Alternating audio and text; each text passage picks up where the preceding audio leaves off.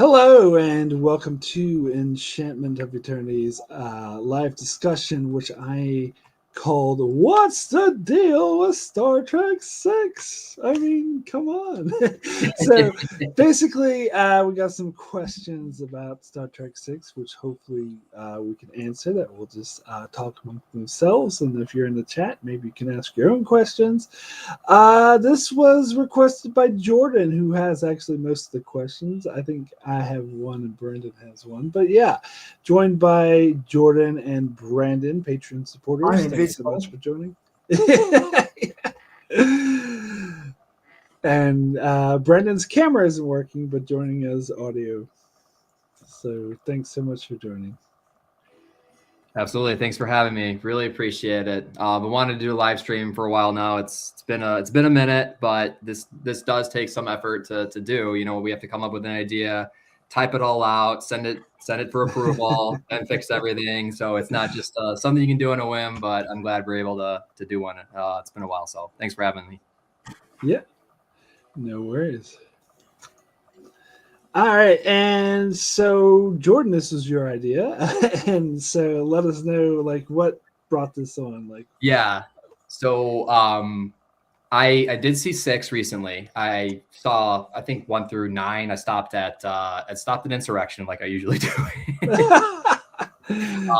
I have my strong feelings on Nemesis, and then as I was watching 6. I had these lingering questions that I've kind of always had. And then, the live stream was just in the back of my mind because I'm like, I wonder what Mark thinks about this, or I wonder what Mark thinks about this. So I just was thinking now I have 3 questions and then 4 and then 5. And then I thought it would be kind of a cool idea, to do for a live stream because I think this is the only Star Trek where it's like a whodunit kind of, I mean, obviously in the TV shows that isn't the case. There's lots of whodunit episodes, right? Yeah. But for the movies, this movie's vibe, I think is just really different than the others. It's really a murder mystery and I really enjoy those. I just basically thought of 8 or 9 outstanding questions I had, and Mark apparently already knows the answer to a few of them. So as I suspected, but I really think some of them are just not. You can't answer them. They're just who knows. They're kind of ambiguous, and who knows if there even is an answer. So that's kind of what I wanted to explore together. With sure. Yeah, I feel like some of them are just plot holes that we're pointing out. I don't know if I'd call it so much a murder mystery. I see what you're saying. It's like political thriller because I don't think it's much of a murder mystery because you know who did it. It's Chang. Immediately. Oh, it's that guy who's, who's on the poster as the villain. It's definitely him. It's like I remember when Who Framed Roger Rabbit came out. I'm like, of course we know who framed him. It's the evil-looking Christopher Lloyd dude. But anyway, Brandon. Also, thank you for joining. What are your thoughts on Star Trek 6? What did you think of the movie as a whole? I liked it. I would have loved to have been there when they showed it to Gene Roddenberry because apparently he went totally apeshit over the whole damn thing. He said, "This isn't Star Trek. I hate this." I liked it. I think Chang is a little overdone. I would pay good money to make him shut up. Tell you what. And it's obviously that Valir. It's obvious that Valir is the traitor, because new dude. Yeah, it's not going to be Chekhov. We know that. Yeah, so I don't know. My thoughts on it is, I've actually, when I watched it last year for my revisited, and most people, just Patreon supporters, saw the revisit. So if you're not a Patreon supporter, probably didn't check it out. But my opinion on it actually went down. We lost Brandon. Hopefully he'll be back. My opinion on, Star Trek 6 actually went down after rewatching it. I think I gave it a 7 out of 10, which means I like Generations and Hold Your Ears, Jordan Nemesis better than this episode, than this movie. Yeah, I have an opposite opinion on Nemesis to everyone else, basically. But yeah, I don't know, because I noticed a lot of plot holes and a lot of things that just don't track. And like, why does this make sense? This doesn't make sense. And also, I think it kind of gets boring in the middle when we get to the prison stuff. Like, I think that, and that's my biggest issue, but we'll talk about the prison stuff. But I still like it. I'm not saying it's a bad movie. It's just a lot of people consider it like either the best or second best Star Trek movie, and I personally don't think of it that highly. Like, if you're unaware, I would go 2, 3, 4, and maybe can't remember what's after that. But anyway, probably Nemesis. No, not Nemesis. Yeah, maybe Nemesis, Beyond, and then Generations, and then this. Yeah, this is in the middle for me. I also like Generations. Hold your breath. I also like Generations more than the movie. I will always love Generations, but I do love 2 more, 3 more, 4 more. But I really like 6. I think 6 is just a great send off to the original crew. And of course, I saw it years after it had originally aired. I was too young when it came out, so it was. I just love these characters so much, and there's just so much great dialogue. I love the screenplay. I love the interactions between Spock and Kirk. I love the interactions between McCoy and Kirk. Not every character gets their spotlight. I think Uhura's kind of her role is a little diminished. Sulu definitely diminished. Yeah, I love him being in charge of the Excelsior and all that. But I love 6, and favorite moment in 6 is the final battle between the Excelsior and Enterprise and the bird of prey that no one can see.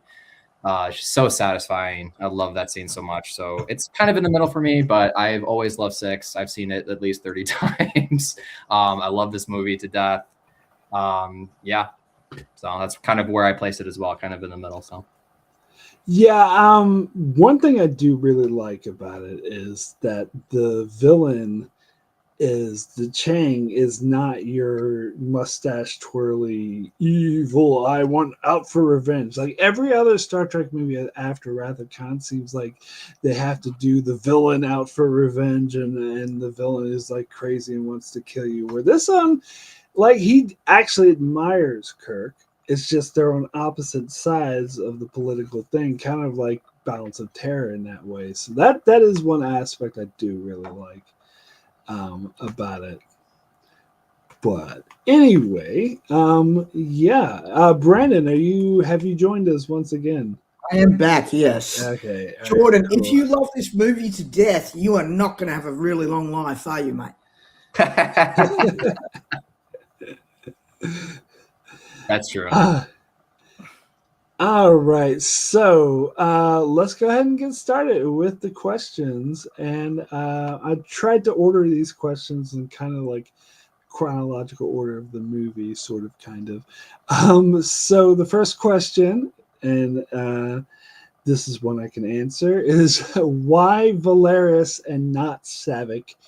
You said this was your biggest questions. So Jordan, what are your thoughts on this? Oh, yeah, it's I'm assuming, like, I don't know. I'm assuming that it's probably because I don't know, like either she wasn't available. Obviously, Christina wasn't, available. Christina Ali wasn't available. I get that. But they had a different actress, who played her for 3 and 4. So why not just bring her back? That could be the reason. Maybe she wasn't available. I honestly don't know. But I think bringing a random character on board, especially a Vulcan, it's a hard sell. It really is when you think about it. But the reason why I think Savick would be a better choice is she actually has a motive for wanting to hate Klingons because she was there when Kirk's son was murdered in Star Trek 3. So I'm thinking, canon-wise, how cool it would be if she actually was in 6 and turned out to be the villain. It would have made that kind of scene with Spock in sickbay where he confronts Valeris, right? More impactful. The betrayal would have been felt more strongly, I feel. And Saavik has a motive. Saavik has a motive for hating Klingons, whereas this random Vulcan, it's never explained. She puts it in the movie. She says, all she says is Klingons are not to be trusted. That's it. She says, Klingons are not to be trusted. Didn't you say so yourself? Let them die. But it's very vague why she, betrayed the Federation, or at least went in on this conspiracy. She mentions something about she mentions to Spock like it's kind of the future which I wish to speak with you about. Do you think this mission's a good idea? I really not sure if we're going in the right direction here, but it's so vague and it's not specific at all.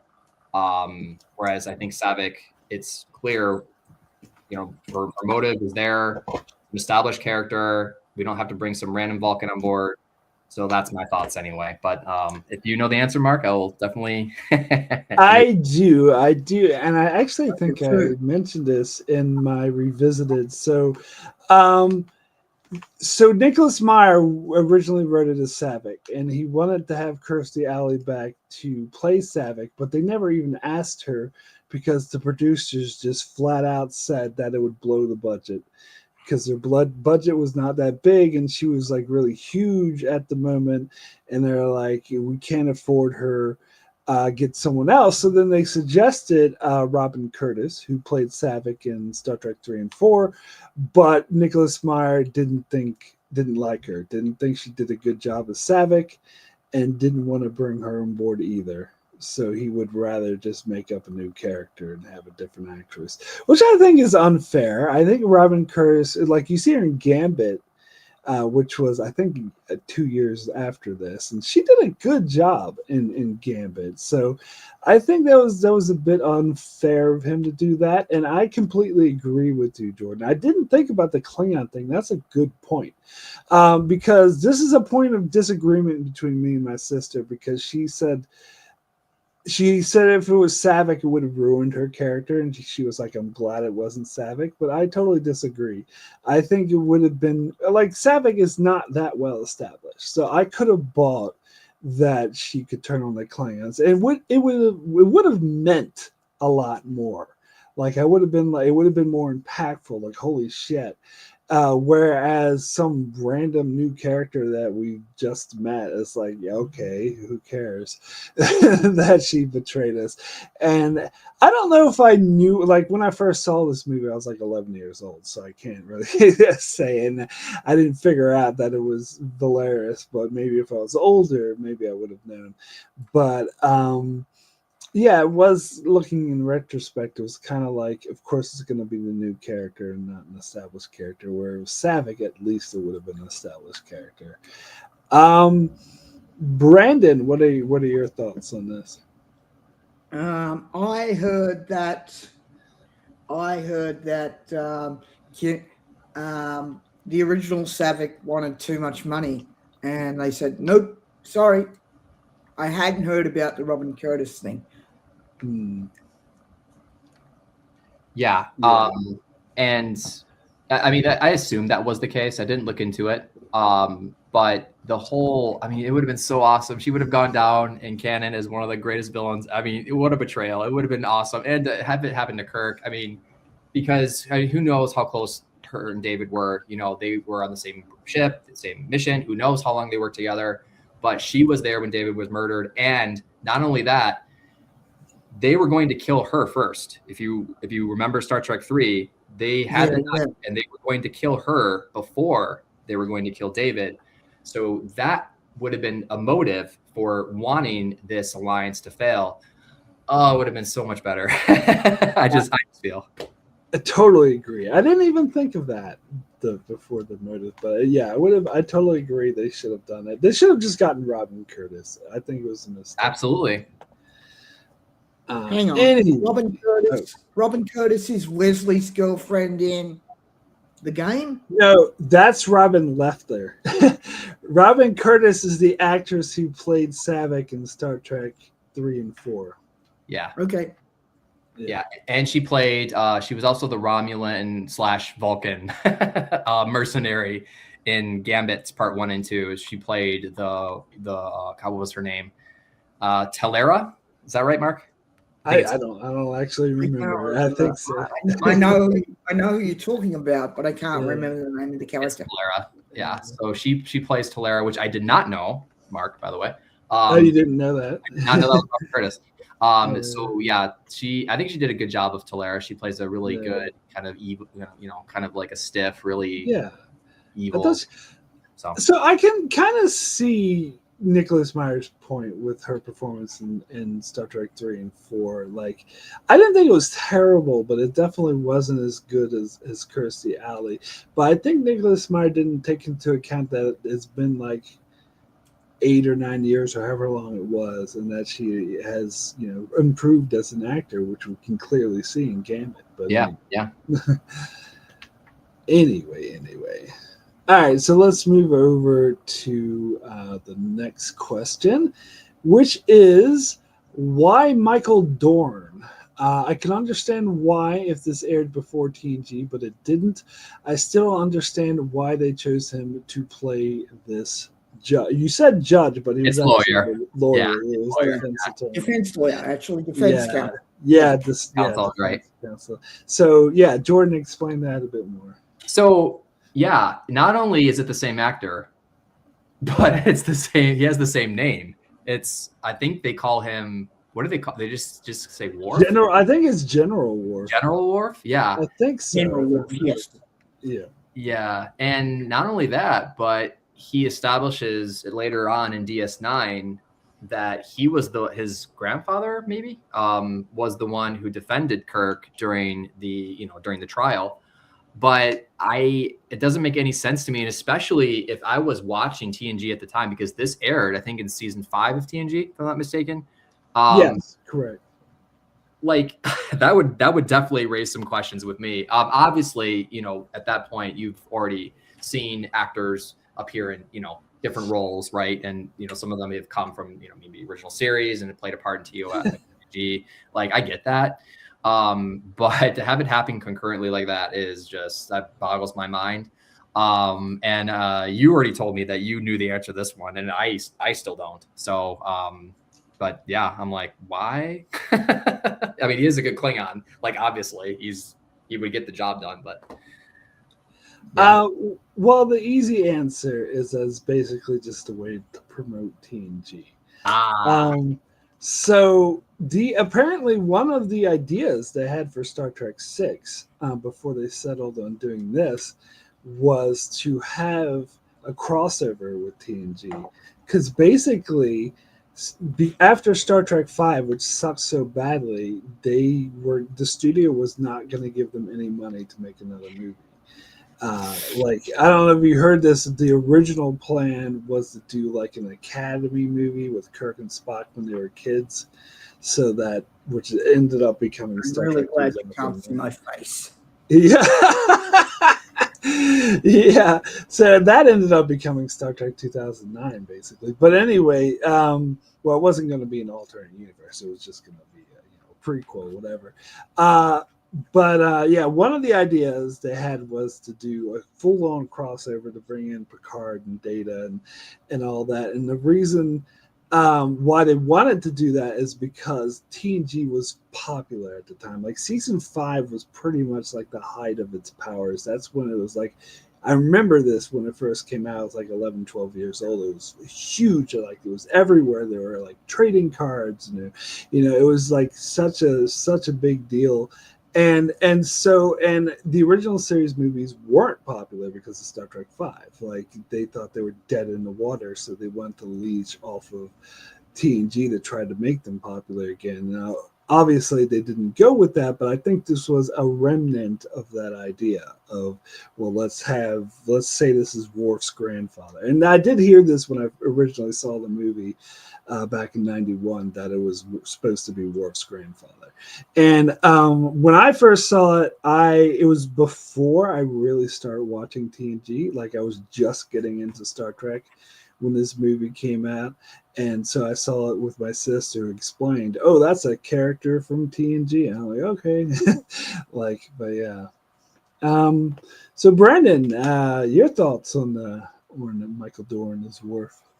Doesn't worry me at all. The story that I've heard is Michael Dorn was walking past and he said, "Oh, and he was told, oh, by the way, you're in Star Trek 6 playing your granddad." So I'm like, okay, cool. I think it's a good performance for what it's worth. Yeah, I agree. With it. Yeah, no, I totally agree.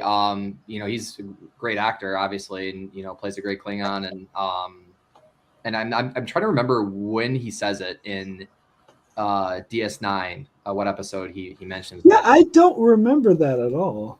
Yeah, he does mention it. He does mention it once that his grandfather was the person who defended Kirk on trial. So it's not the episode. I don't think it's the episode where Worf himself gets put on trial for destroying that that transport ship full of civilians. Yeah, I just saw that one. Yeah, that wasn't full of civilians, right? The one I'm thinking it might be is the one with Core, the season 7 one. Mm-hmm.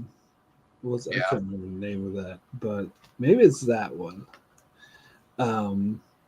Because he didn't say that in Trials and Tribulations. No, I don't know, because you recently saw that too. So yeah. I gotta mention Norman in the chat said the reason why Michael Dorn did it is because Brent Spiner wanted to play another suit. Because your ancestors look exactly the same. Yes. Well, that's my problem with this whole Worf thing is that, the ancestor, his grandfather looks exactly like him. It's like, that's not how genetics work. And the same name. That doesn't help. Yeah. Yeah, the same name. Well, it's like an Enterprise that had Doris, which is supposed to be like an ancestor of Doris. And I finally remembered it's Colonel Worf. It's Colonel. Oh, is it Colonel Worf? Okay, Colonel Worf. There we go. All right. So let me get to the next question. I believe this is Brandon's question. Why did Spock pick Kirk to escort Gorkin when Kirk's hatred of the Klingons is so well known that it seems to be a prelude to disaster? So, Brandon, if you just want to give us more details on that question. Well, the Klingons, look, Kirk's hated Klingons since Kirk's really been against Klingons since they first appeared in Errand of Mercy. Have I got the right episode? Yeah, that's right.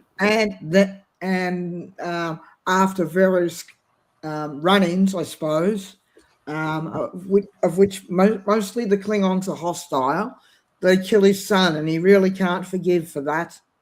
And Spock putting Kirk up as the guy to escort Gorkon just seems really misguided to me.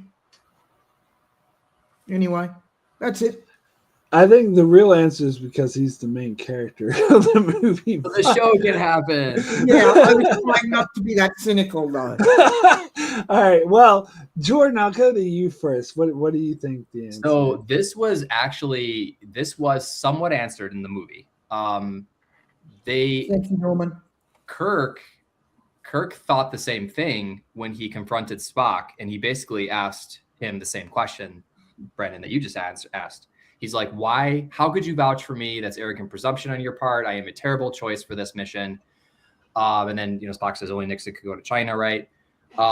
So they tried to they at least tried to answer this question by having Kirk confront Spock, saying, my feelings about Klingons. You should have trusted me. This was a terrible idea. I can't believe you did this. So I feel like they did try to answer this in the beginning, which we'll later discover this conversation's being tape recorded.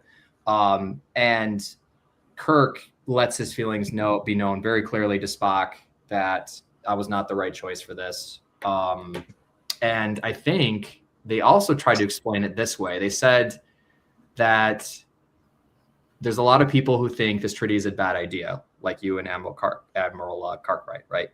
And they said, but they'll think twice before attacking the Enterprise under your command. In other words, if something bad is going to go down, which is very likely, we want you to be in the captain's chair, right?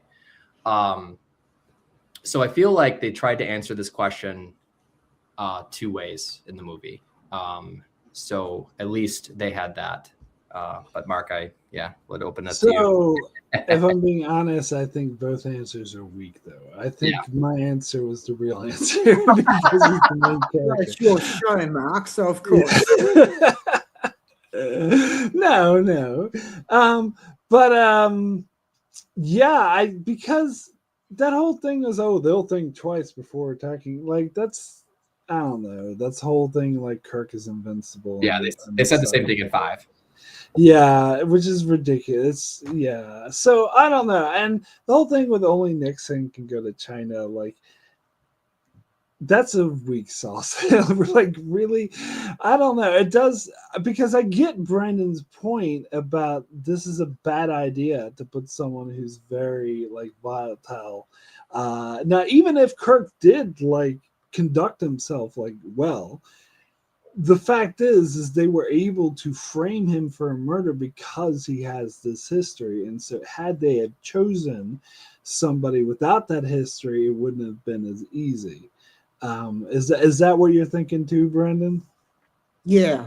I think you just put it a shitload better than I did. Thank you.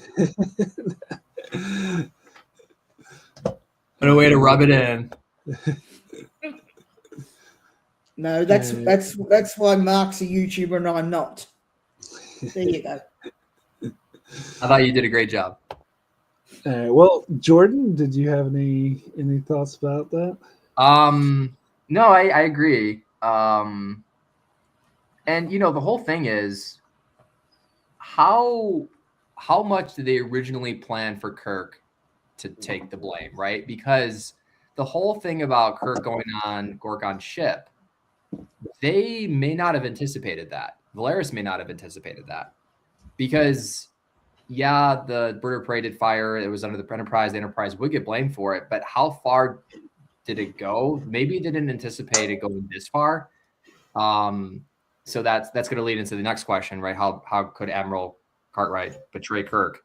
But I mean, who knows how they didn't? I didn't think that conspirators knew that Kirk was going to board the ship, right? So how much of the fall would he actually? Yeah, I think some of it would have been like improvised, but they had that recording, and we'll also get to this.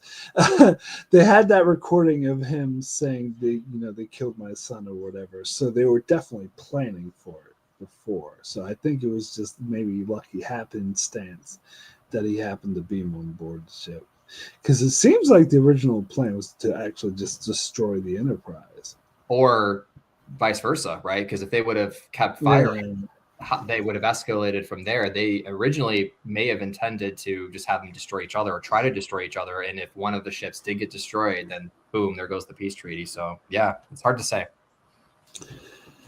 All right. Let's get to the next question, which I have as, how did Valeris know Kirk said, "Let them die"? I have a few theories, but I'd like to get your thoughts. So you want to get my thoughts first before you say your few theories, Jordan? I'll say my theory first, then you say your theory. I only have one theory. The only thing I can think of is when Kirk is speaking to Spock in the conference room is bugged, obviously. Like whoever, like Admiral Cartwright was in the room. I don't know if Colonel West was in the room or not, but obviously the room is bugged. And everything they said in that room was recorded. And probably was being recorded anyway because it was a high, security level conference. So it was already recording, and it just kept recording, and it picked up what Kirk had said to Spock. But no one else was in the room. It was just those two, and that's the only thing I can think of.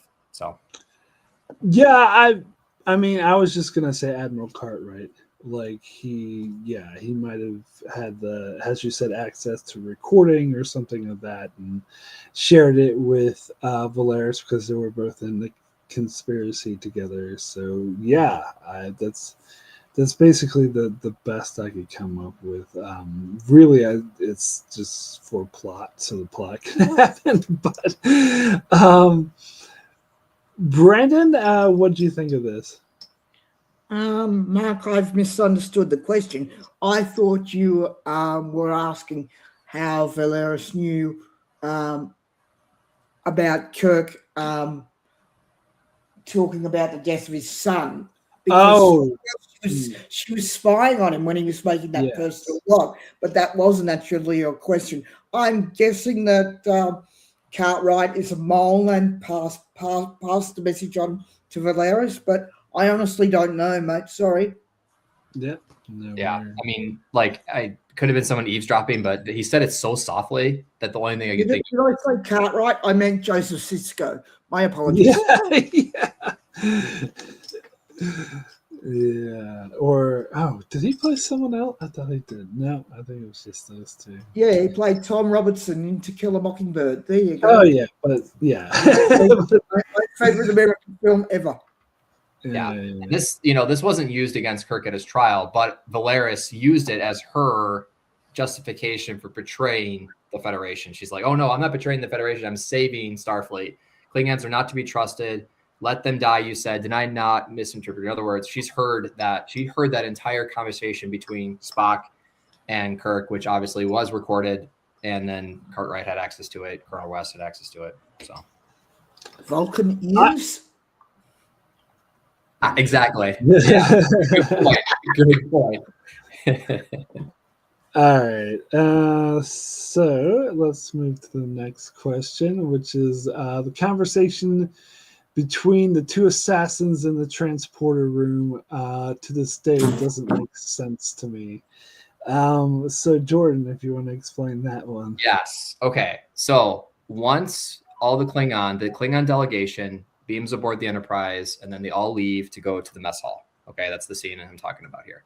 Once the Klingon delegation leaves and the Starfleet delegation leaves, the two assassins are left in the room, right? And then they say the following. 1, they all look alike. What about that smell? Even top of the line models can even talk. And that's only top of the line models. I don't even know what that means. That third line, even top, only top of the line models can even talk. And so I don't know to this day what they're talking about. The first two sentences I get, like they all look alike. It's a racist comment. What about that smell? Racist comment. I get it.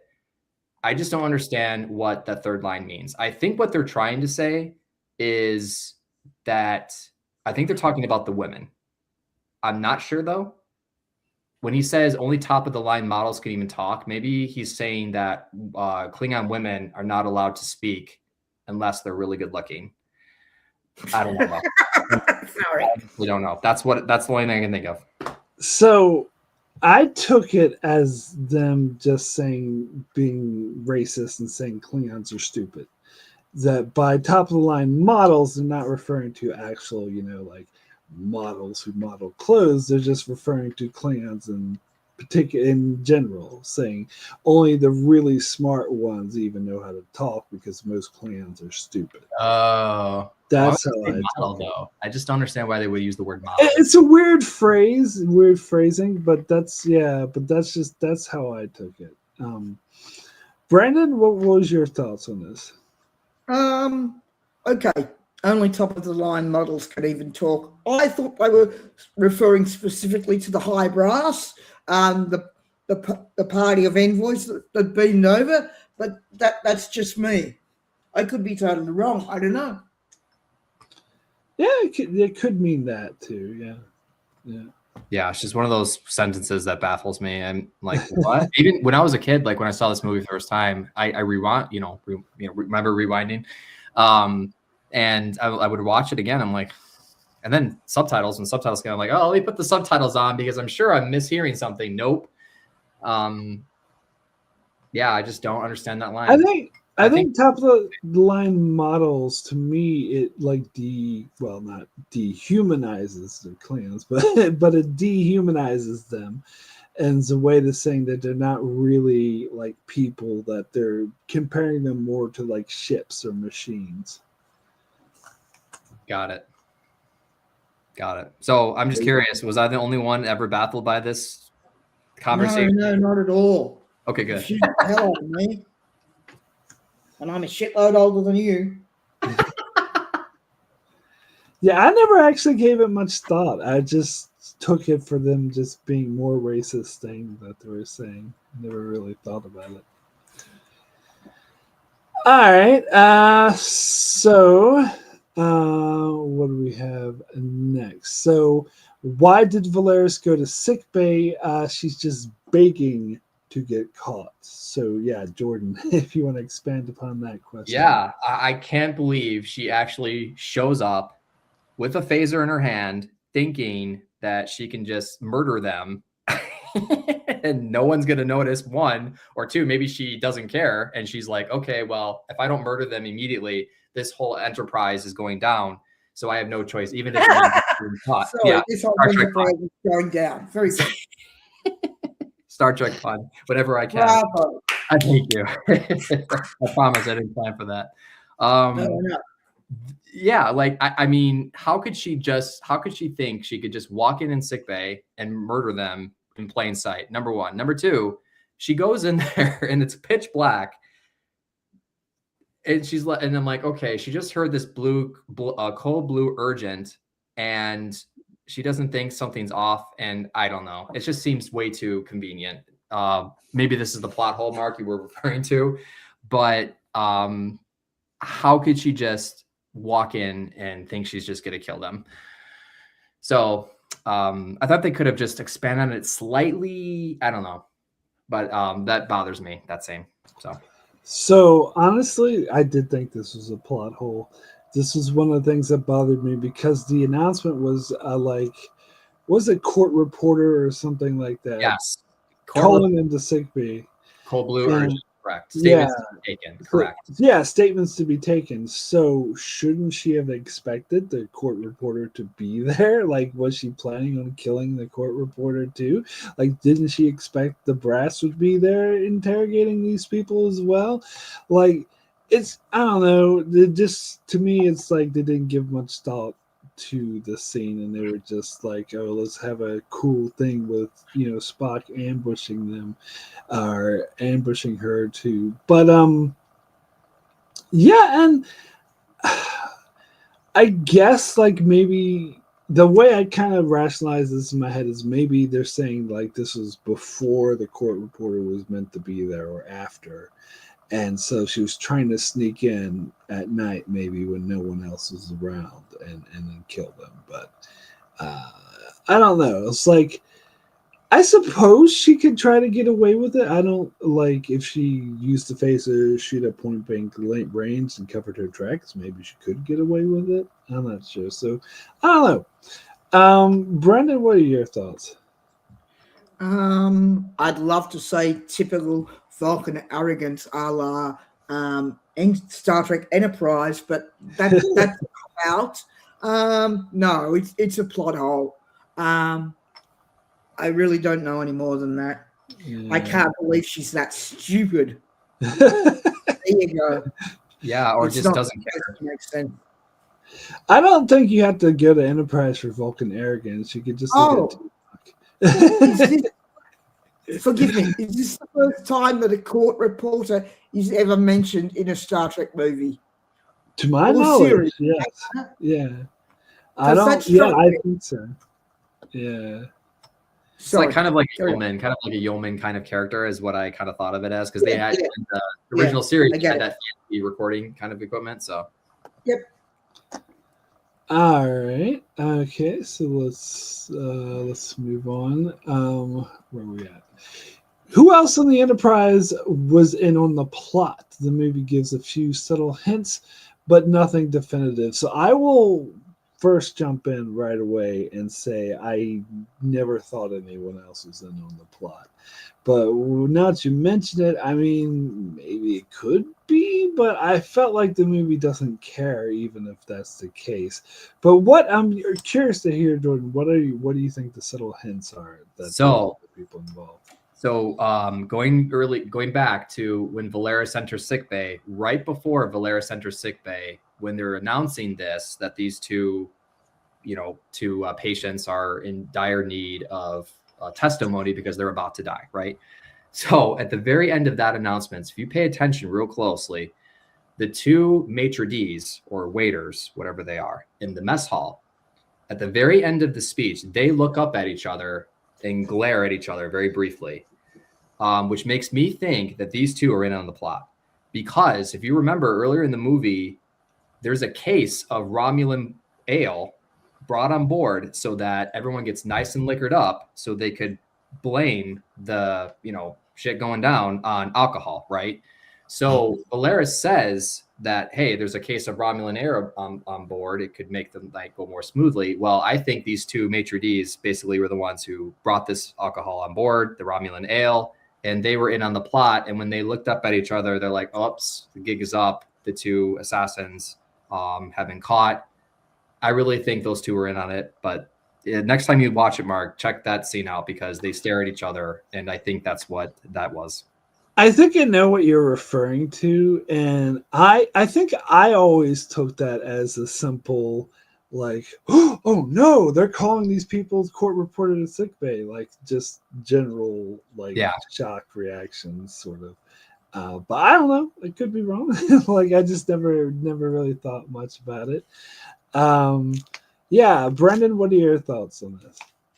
I love Jordan's idea. I've never heard that before. That's fascinating. But I think I'll go with you on this one, Mark. Certainly, Valeris putting the Romulan ale as a means of sabotage. Sorry, I keep using that word. I promise not to sing it. You're saying it right. Romulan ale, right? Romulan ale. Yeah, I mean, I do see that as Valeris's idea. I don't think it's necessarily that there needs to be other people involved, but it could be. Like, there's nothing saying that it's not. Yeah, and it's even brought up in the trial because it was used against them in the trial that they were drinking this and they were probably shit faced. So that probably. Well, what I'm saying is. Yeah, exactly. But what I'm saying is that could just be Valeris's idea because she's the one. She's the one who said to Kirk, "Oh, do right." She's the one who made the suggestion. Yeah, made the suggestion. That's right. Yeah. Jordan, thank you. It's nice to know I'm not the only person who says shit-faced for getting drunk. I like you more for that. Yeah, I could put the PG word in drunk, or the G word, I should say. Yeah, drunk is also good. I think. No, I think shit face is quite common. It's quite common where I live. Well, I think even here, even in the States, what you won't hear in the States is like pissed as drunk. Yeah, that still freaks me out. Or in New Zealand, they say drink your piss. Like they really annoyed. And it's like, no, that's not what it means, guys. It is. Pissed off. Yeah. Anyway, but carry on. In Australia, do they also say drink your piss? Because they say that in New Zealand. Suck more piss, smoke more dope. I can't remember what else. There was a saying when I was young. Yeah, they say it in England too. Do they drink your piss? Yes, they say it. They say it in England, Scotland, Ireland. They don't say it here. They say drink piss. And I had a bottle of alcohol with piss on its label once. I may even have a photo I can send you. I'll see about that. All right. Okay, so let's move on to the next question, which is, How could Cartwright betray Kirk? If you think about this, it's really fucked up. His motives aren't really explored, but we're left to believe that he hates Klingons more than the man who saved his life and the entire planet for that matter. Yeah, Jordan, do you want to expand upon that? Yeah. I really didn't think about it a lot when I was younger, but when you really think about this, to have Kirk take the fall for this when he saved the entire planet and the people who are in on this conspiracy, it is really messed up. It, especially Cartwright, who was there in the Situation Room, with the president in Star Trek 4. If you remember, he was in 4.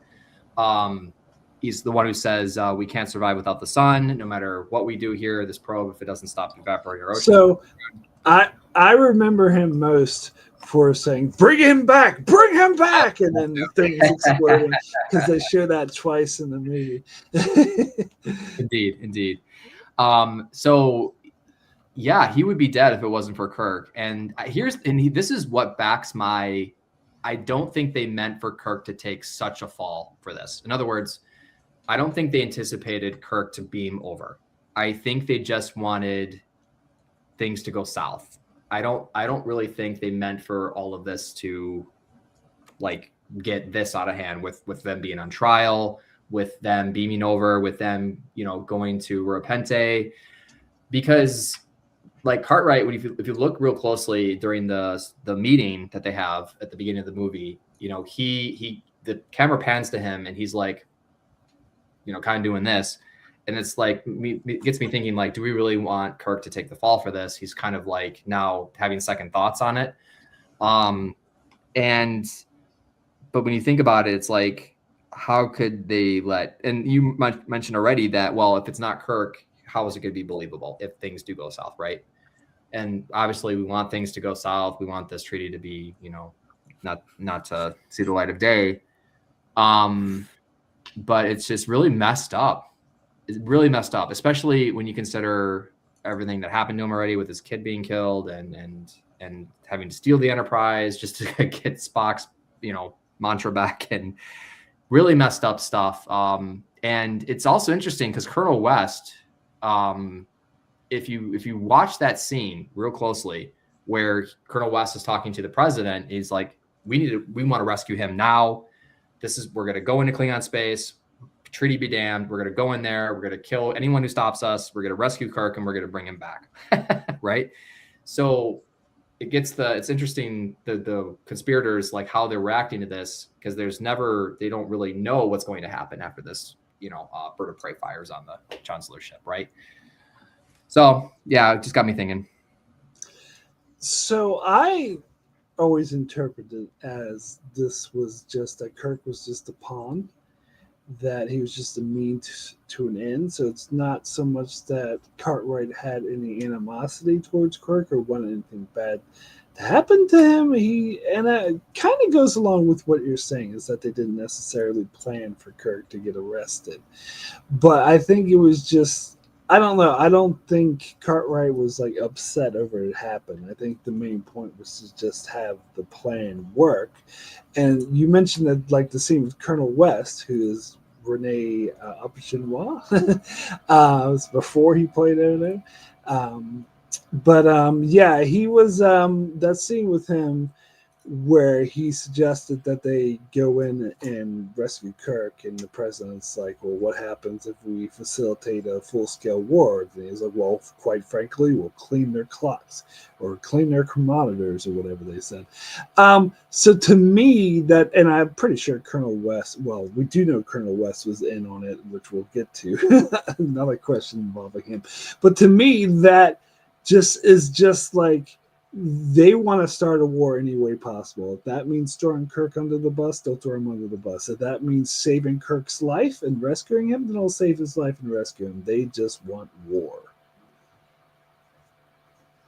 But yep, anyway, Brandon, your thoughts on this? I'm trying to work this out, so just bear with me. Somebody says if they make peace with the Klingons, will Starfleet cease to exist. I am wondering if that's what motivates Cartwright. I'm also wondering, did I don't think Cartwright and the other conspirators realized that Kirk and McCoy would go to Kronos 1 and attempt to try and help Gorkon. I don't know, guys. That's all I have. No, that does make sense. Yeah. Take it for what it is. Yeah, no, it's actually a really good point, because when they say like dismantling the Starfleet, like they're like basically they phrase it as, are we actually getting rid of our military like wing here? Like, do we not need our military anymore because the Klingons are now our allies? It's kind of crazy. You mean we're gonna have peace? Fuck that. Well, yeah. Go ahead, Mark. I think this is one of the things Roddenberry was pissed off about, because he didn't see, and quite frankly, I agree, he doesn't see Starfleet as a military wing. And so it doesn't really make sense to dismantle Starfleet when it's where you still have like exploration and defense purposes. So that line always bothered me, and I think I remember hearing that he was really bothered by that line as well. I think, like Brandon mentioned Roddenberry at the start, but he vowed to have this movie scrapped. He was like, and he got into like a heated argument with Nicholas Meyer, and then he passed away shortly after. So we don't know if he would have actually tried to, but he tried to sabotage Star Trek 2 because Spock died. So I think he would have tried to sabotage this movie as well, which is why I find it ironic at the start of the movie it says for Roddenberry. That makes it ironic that he hated the movie and they say this for him. But I mean, I get what they're saying. Like Nicholas Meyer said that he regretted that his last conversation with Roddenberry was heated. Because it is kind of off topic, but also the thing in the original script had Savick betraying Kirk and Spock, and Roddenberry said, no, you can't do this. And Nicholas Meyer is like, Savick is my character, so I'll do whatever the fuck I want with her. But yeah, so it was, yeah. But there's also a line in the movie where Valeris says, because I think it was Kirk or McCoy who asked her, is like, who else is in on this conspiracy? And she says, well, anyone who has anything to lose with peace, right? In other words, anyone involved in the military, they're worried about their power diminishing, like Admiral Cartwright. That's how Valeris phrases it. And Kirk basically says, or McCoy says, like, hey, you shouldn't feel bad that this whole thing went south and this treaty may not occur because we all felt the same way. We all hate Klingons. And then Kirk says, oh, no. Somebody felt a lot worse than I did.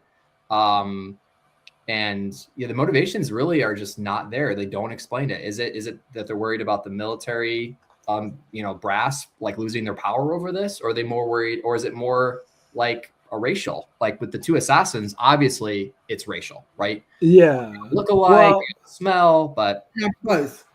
Yes, I was gonna. Yes, I agree. Yeah. Sorry. I agree. I think it is both, a combination. And I think, maybe Cartwright is worried that his role or power will be diminished. And I think that they also just believe it's a bad idea to make peace with the Klingons that will hurt the Federation overall. Cartwright was kind of like a nothing character anyway. He did appear in Star Trek 4, but it wasn't like a huge role. And he just appeared briefly at the start. So I think they didn't really put that much thought into his motivations. I think it's basically surface levels that he's worried about Starfleet. All right. Okay, so let's move over to the next question. How exactly did the torpedo home in on the bird of prey? I felt like they didn't really explain this very well. All right, so Jordan, if you want to expand on that. Yeah, the whole movie is this. There's this bird of prey that can fire when it's cloaked. They stumble upon this halfway through the movie, and then suddenly, oh, this is what we got to do to solve it. And it was so like, it was barely touched upon and not explained very well. I think, if I'm not mistaken, there is a deleted scene where they do explain more, like how to kind of get the torpedo to home in on this bird of prey, right? Uhura says something like random about tailpipe and how the bird of prey has to have a tailpipe. So if we can kind of like rework the like kind of the in workings of the torpedo so that it homes in on something, I don't know what. It was never explained very well. And one thing that bothers me, they never ever bring this up ever again. At least Mark, you can stop me if I'm wrong, but the bird of prey that can fire while cloaked, it's never ever mentioned again in any episode, any movie. And they never try to explain how or why that technology is faulty and why it wound up not working. So I feel like the build up to that is really good, but the execution at the end is kind of underwhelming. So, obviously the whole following, you can kind of visually see what's happening, but I feel like they don't do a good job of explaining the and the physics behind it, which I'm sure Star Trek has never been guilty of before, but you know what I mean. Brandon, did you actually want to answer this first? I'll try. I'm not feeling very confident about this, but the bird of prey firing while cloaked, I guess they all have plot armor until they don't. I was also wondering about the bird of prey.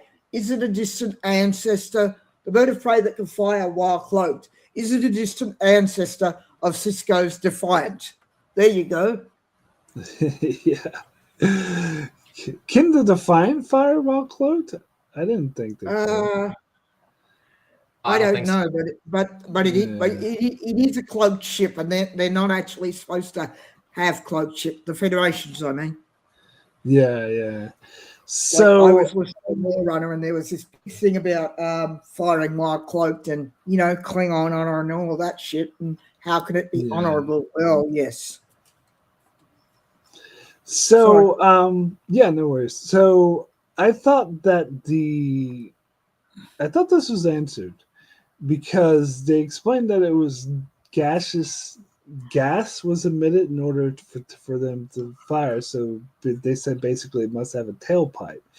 And she was like, "Oh well, we must all this equipment we have on board to track gaseous anomalies. We can use that, hook it up to a torpedo, and it could detect where the gas is coming from and hone in on that and shoot it." Like, yeah, sure, but why do they let the Enterprise do it and not Sulu, who's been searching for gas so that yes, the last 3 years? So that is a good point I was about to bring up, is that the behind the scenes thing, it was originally supposed to be the Excelsior in Sulu's ship that fired, because at the start of the movie, Sulu said that he was out, on a mission for 3 years tracking gaseous anomalies. So, and originally it was supposed to be Sulu's ship, which would have tracked, it would have connected, but they're like, I think Shatner complained or something like that, or something happened. They were like, well, it can't be Sulu, it has to be the Enterprise. So they gave that line to Uhura, but it doesn't actually make any sense because they weren't the ones tracking the gaseous anomalies. It was the Excelsior. Yeah, I did know about that, actually. In fact, I might have learned that from your revisit of 6 last year, right? Yeah. But what I do like, though, I do like how the both ships get their kind of swings in, right, on the bird of prey. And that's one of my favorite scenes in the whole movie. You're right. They do try to explain it. I just felt like it was kind of underwhelming. And never brought up again ever, this bird of prey. Oh, yes. So that I remember reading somewhere, maybe in like reference materials, and to me this makes sense, is that this prototype was scrapped and never used again because it has a fatal flaw. Right. Yeah, that you can all you have to do is hone in on where the gas is coming from and destroy it. And apparently they never came up with a workaround to that. Right. And your sister put it one way when I was watching her review on yesterday's Enterprise. She mentions that Star Trek doesn't have to explain everything because they can rely on their audience to kind of put things together on their own.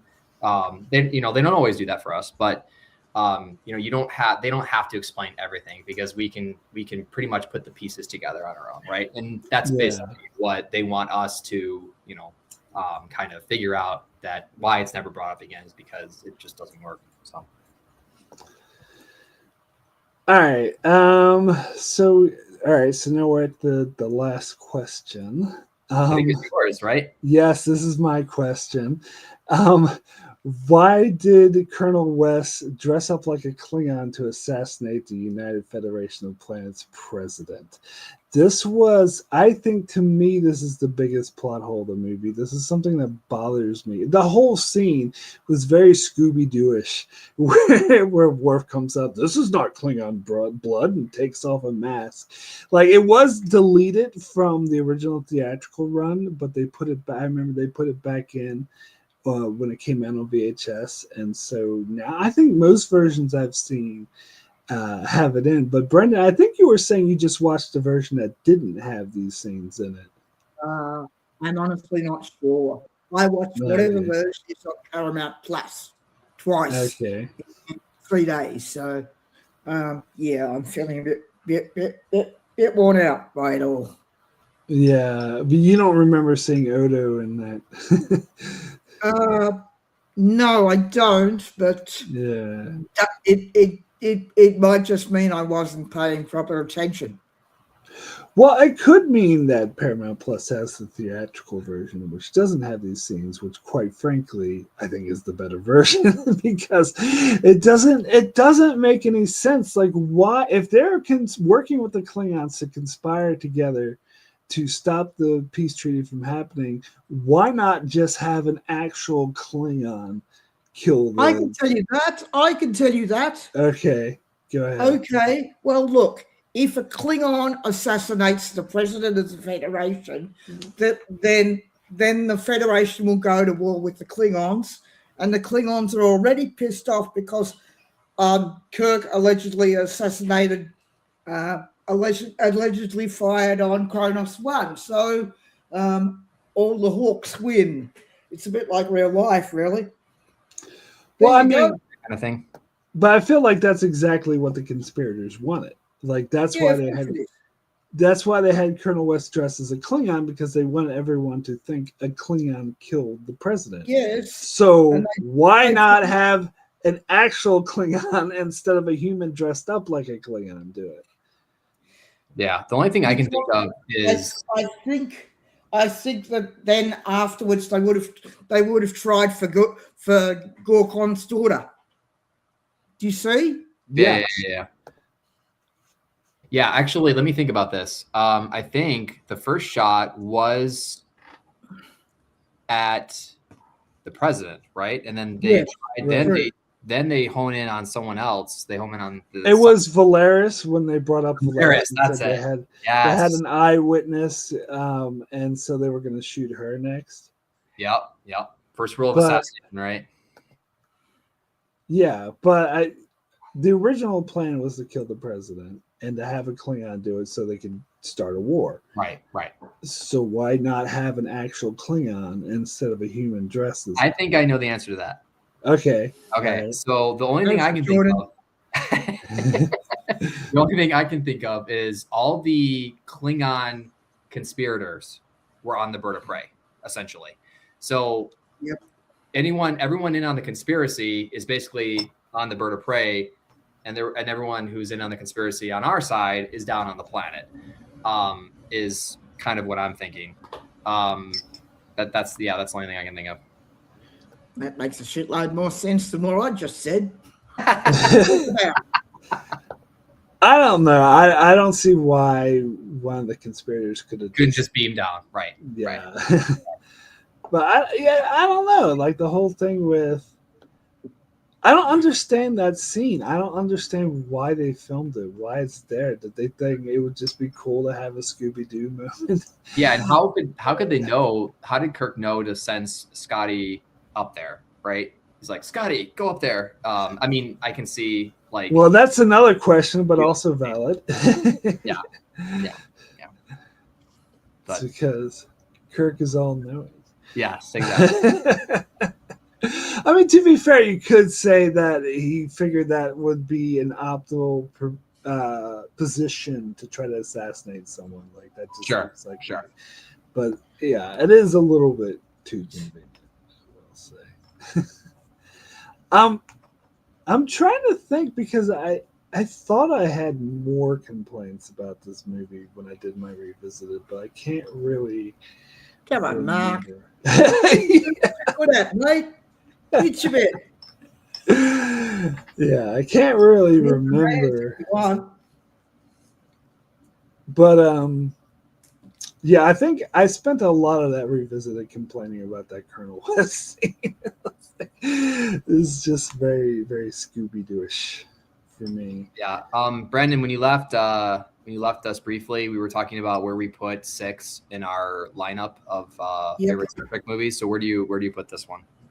Ooh, frick. I'm not sure I can answer that. I'm the low head on this totem pole, okay? So where would I put it? After 4, I think, because four's a bit of no. I find the whales a bit boring. I'm not sure if I put it higher or lower than 4. The whales. There be whales, there, Captain. I don't know. No, ask me another time. I can't answer you right now. Fair enough. But what Sorry. is your favorite Star Trek movie? Is it Star Trek 2? Movie? Yes, probably. Yeah. Probably, yeah, I think it is, because I find the whales a bit like, hang on, if you guys want to save the planet, why are you shooting at us? Sort of thing, you know? Yeah. Yeah, like if they're not smart enough to get like, hey, you know, what happened to the whales? Why not just ask us instead of like shutting off all our electricity and vaporizing our oceans, right? Yes. Yeah, we could have another conversation entirely about plot holes in Star Trek. Yeah. Well, I mentioned in my review. I didn't have a camera by then. I mentioned in my review for Futures End that Captain Braxton should have showed up in Star Trek 4 and be like, when Kirk traveled back to the 20th century and been like, oh, you're not supposed to be here. I'm going to take you back to the right time. And then Earth would be fucked.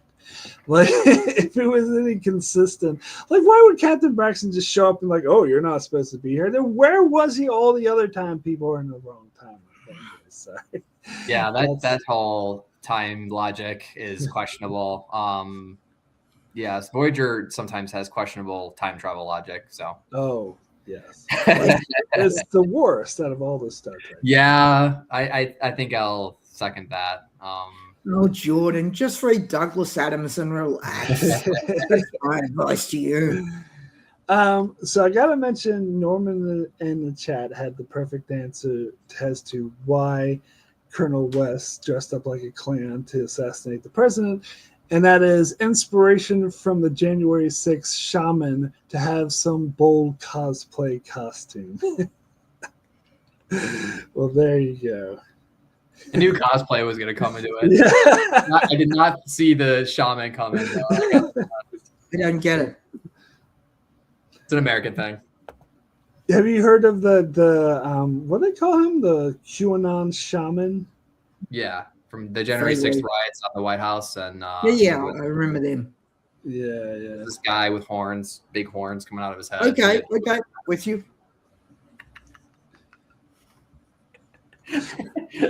And then he got pardoned. He had like blue spray paint on his face or something, like face paint on. Mm-hmm. Yeah.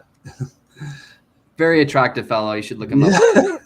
No. I stopped watching the news years ago. I don't think I've ever regretted that. Yeah, you and me both. It's probably a good choice for sanity, I would say. I heard that he's going to run for governor for Arizona. Who'd want to be governor. Ask the bloke in Minnesota at the moment. Yeah. All right. Now we're veering into politics, so that's all good. So yeah, I think that's about it, right? All our thoughts on Star Trek 6. You know, I'll figure something in half an hour because I always do. So, Brandon, do you have any last thoughts on the movie? Like your overall thoughts? Do you think these plot holes affect your viewing of it, or do you still like it just as much? I find the use of the word gulag a little too heavy-handed. Yes. I mean, yes. I can remember the Cold War.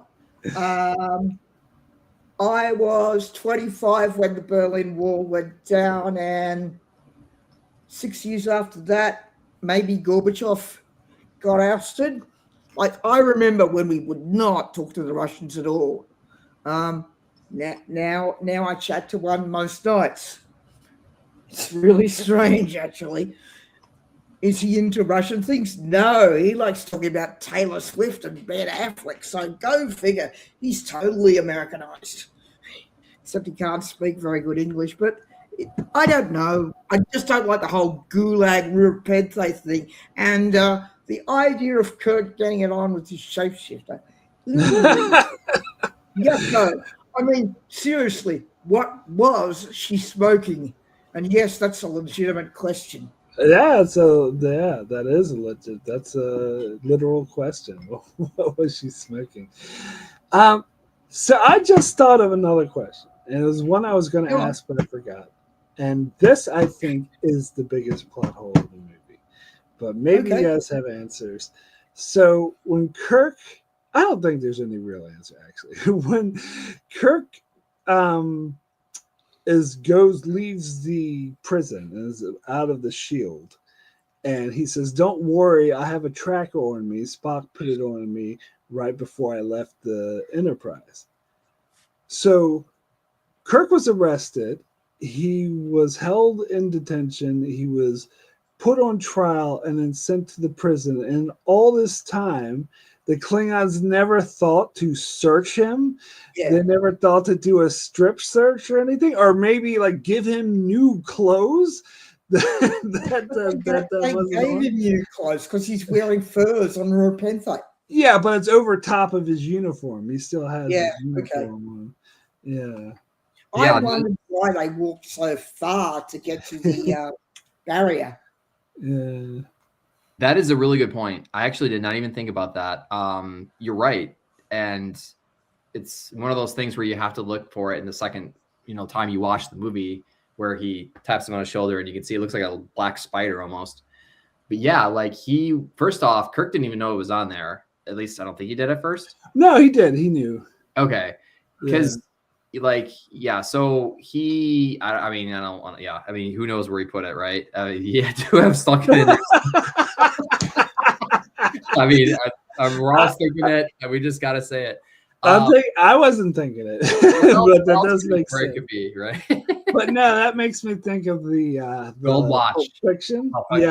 Pulp Fiction, same with the watch. Yep. Oh, dear God. But you're right. And like we have technology now to like detect listening devices, right?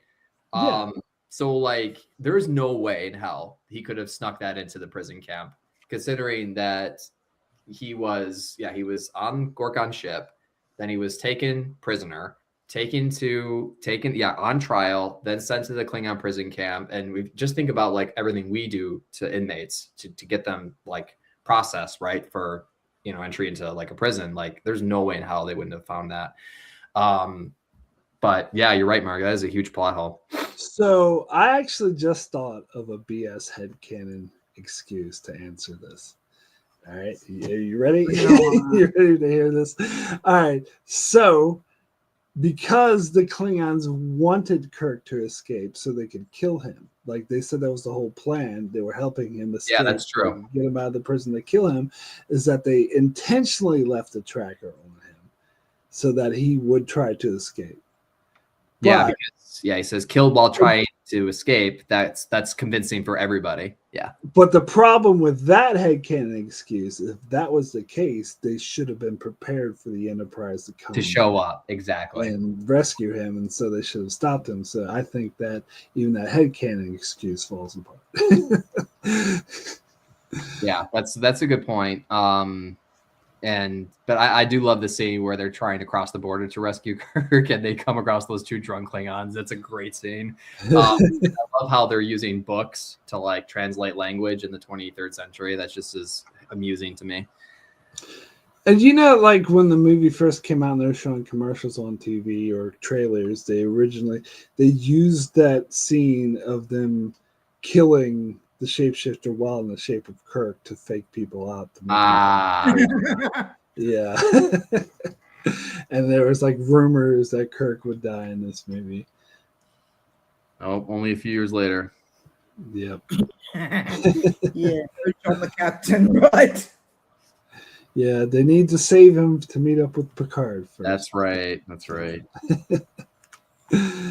All right. Well, okay.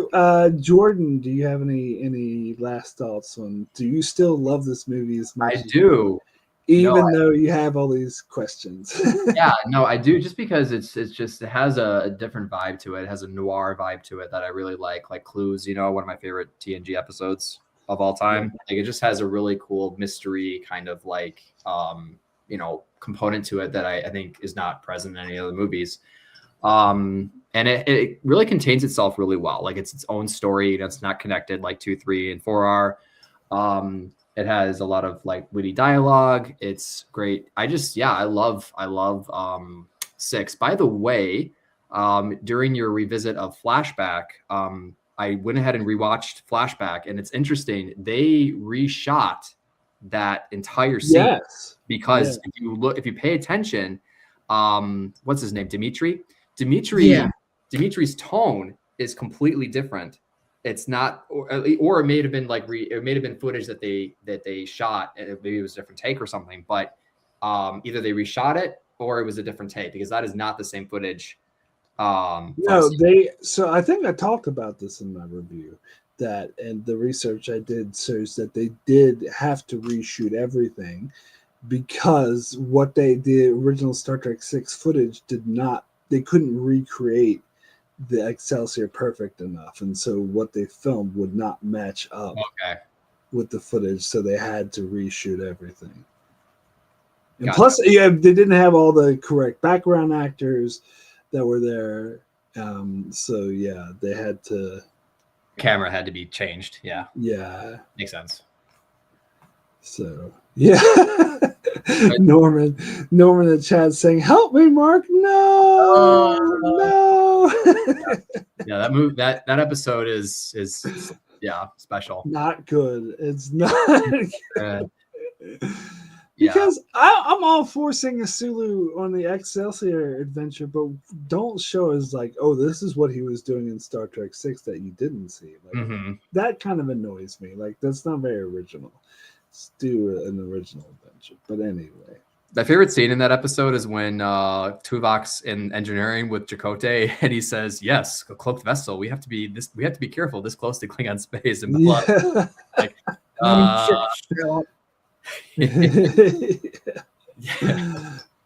So. All right, still love it. I really like the beginning music. Listen to the beginning music. Oh, of Star Trek 6. Yeah, it's really good. I like it. Really very dark, very ominous and foreboding. So what I said about the music, and I love the music. It's like I put it up there as one of my favorite like musical scores in Star Trek. But I think it's too dark for what this movie deserves. I think it's good music on its own, but I think like seeing Shatner going around Shatnering it up, I think it doesn't really fit the movie that well. I think it's more dark, like would fit a darker tone movie. It's like dark throughout. There's no like away from it, right? It kind of takes over like a lot of the scenes, even if it's a little bit perkier or a little bit, jovial or, They did try to get Why is his name escaping me? Something Horner, who did Star Trek 2 and 3. James Horner. James Horner, yeah. They tried to get him, but he wasn't available, or they couldn't afford him or something. But I think who they got was also good, but again, maybe not the best fit. But it was. I definitely loved that opening scene. Yeah, that score. Yeah. Look up The Mars Movement from the Planet Suite by Gustav Holst, and you'll see where it comes from. Mark, I'll send it to you in the Discord. Jordan, Okay. Good. Yes. Okay. Yeah. I have you talk about the sites EOE's Discord, right? Yeah. Okay. Yeah. Oh, are you in that Discord? I never see you there. I know of it. I'm rarely on Okay. Discord. I do have Discord, but I haven't used it in years. So I figured with everything else you got with the Patreon, with Facebook and Discord, it's like one place or the other for me. So yeah, no, fair. You recommend the Discord more? That's where I should be. Well, it's not that active, to be honest, but every once in a while, we'll post memes or whatnot. Memes. Yeah, mainly that, or maybe some Star Trek news every once in a while. So, are you going to be reviewing the Star Trek Academy, Mark, on your channel when that? I will. Yes, I will be reviewing that weekly. Yeah, I'm glad you can't see my face because I want to watch that. Fingers crossed. Oh, Mark, why do you make us suffer so? I'm still holding out hope that'll be good. Jesse Gender really liked it, apparently.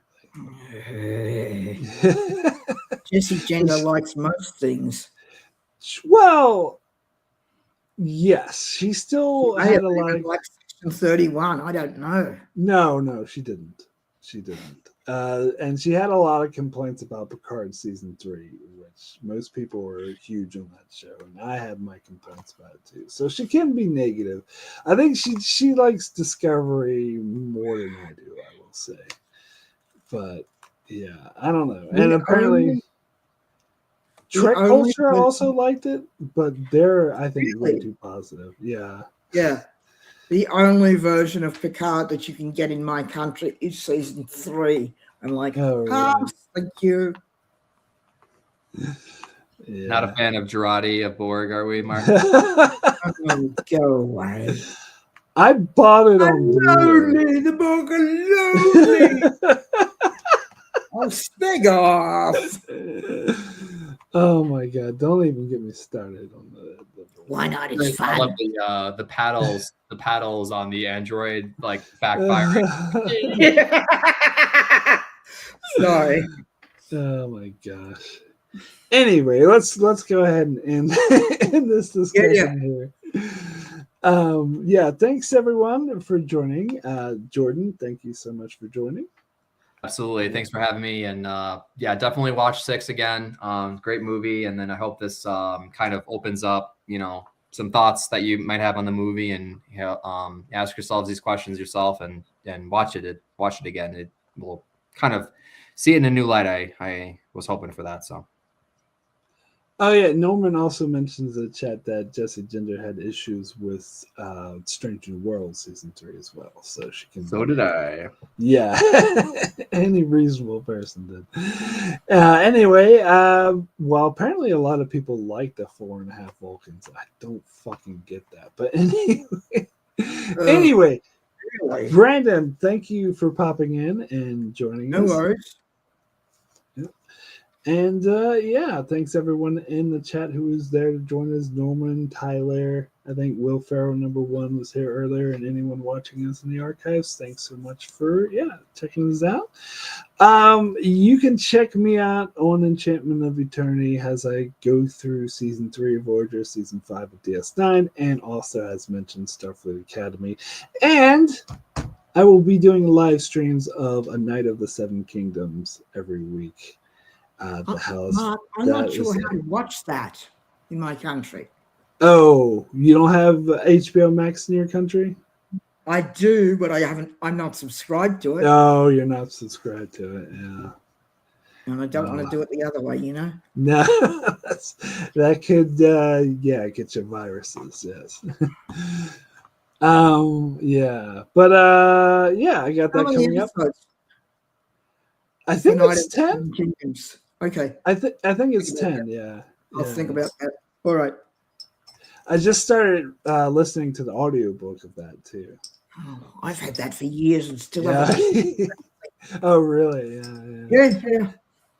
So, also, I'm going to be starting a podcast with my sister, pre-recorded, where we're just going to talk about politics. Not getting into not getting into any sci-fi movies, television, anything. Just straight out politics thing. I'm just going to put it up on Enchantment of Eternity because I'm too lazy to make another channel. But Fair enough. Why should yeah. you? And it's Come just on. going to be monthly too, yeah, and pre-recorded. But yeah, keep an eye out for Yeah. that as well. So yeah, thanks everyone for joining. Thank you, Mark. Thank you, Brandon. Yeah, and we'll see you next time. Happy New Year, everybody. Happy New Year.